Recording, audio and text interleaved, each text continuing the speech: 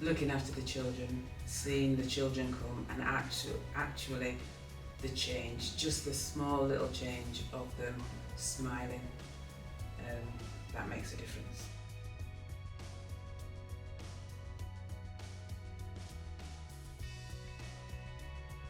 First, Debbie came first, and then she said, "Oh yes, we'd like you to sort of come on board."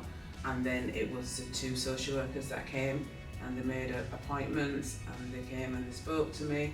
We always had a good chat. It never felt like it was, "Oh my gosh, this is very tasking. Can we stop this now?" I never had that. It was, they made me feel really comfortable, and I felt comfortable to speak. Communication between us was well.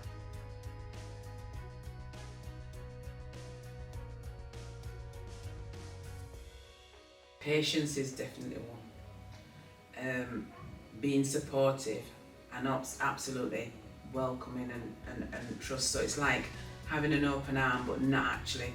The way that you do and look after the child is like embracing. So you've got invisible arms around the child, but it's absolutely, just showing that love from far to when they can trust you enough to come closer to get a natural hug.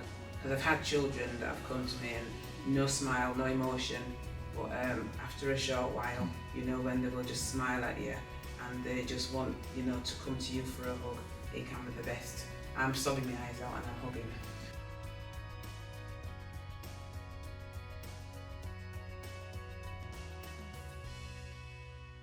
I was aware, but actually I can say with CFS, I never asked how much it was or whatever. No. You do look up when you're interested in looking. I looked at different agencies, and because I'd been with an agency previously, and so I did know you could get benefits, but I didn't know the amount of what I would get, and actually, still now, but I do know, but it wasn't the lot of questions, but obviously the financial side is important. Even as a single, I went come in as a single carer, it was important to me because obviously that's going to be my livelihood. So I can't say I wasn't interested in the financial side, but that wasn't the reason why I kind of went back into it,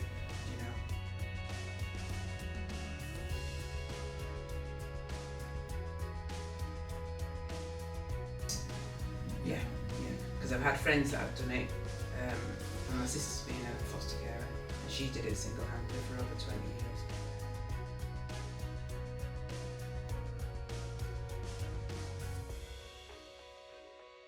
I've done all the mandatory training and the skills for fostering, and also the therapeutic training with the TPC, and that is definitely how I always sort of wanted to foster. I'm the kind of person that would do things to stay calm, use different strategies. That sometimes you have a foster child and you can go through 10 different strategies in your head or in your mind looking after a child, and no child is exactly the same. But I think through the training that you get, you're able to put these strategies into effect and still stay calm.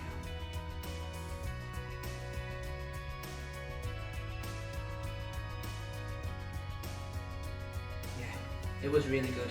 Nothing was stressful. It is stressful because obviously you're thinking, what they're going to get asked when you go to panel and everything else, are they sure, that, I'm going to be the right fit? And through talking about it, they were saying, don't worry about it, it's fine, we will support you, and they are very supportive, literally the invisible hand holding you, they're really supportive.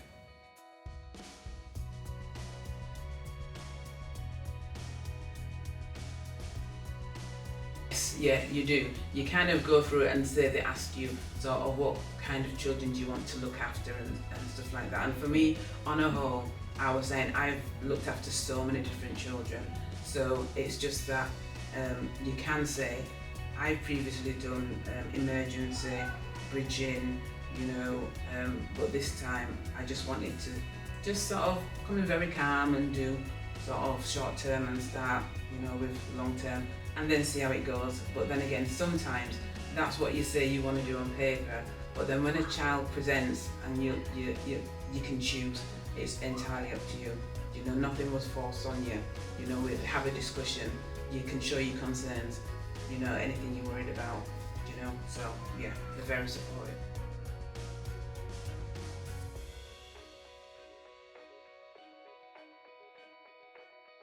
Well, so I'm looking for support. I'm looking that, even at the times when things are going good, to still know that they're there. Because sometimes when things are going good with your child, you kind of can get left. I don't want to be left. I still want to let them know you're still doing a good job. Sometimes it's not about being nosy, it's just knowing that the support network is still there.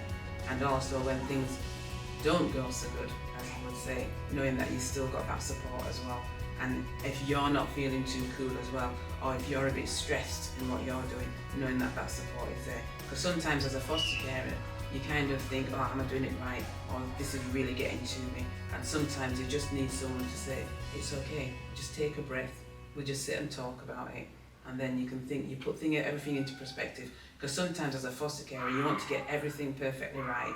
And there isn't a perfect role, but then again, there is the support that can enable you to do the best job and be the best person you can, and the aim is about looking after the child.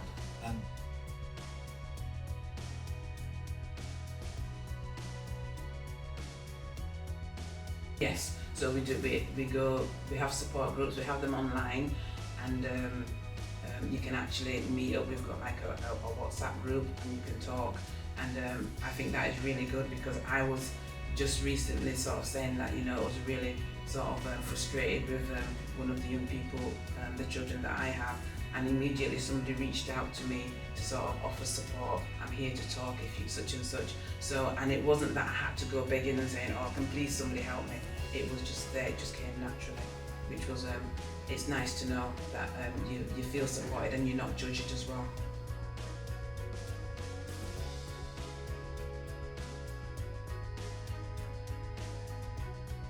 Absolutely, yeah. I have done already, so, and that was even as a potential, but it's whether once the potential foster carers, or if they're interested in looking, it's up to them to actually go the rest of the way if they want to.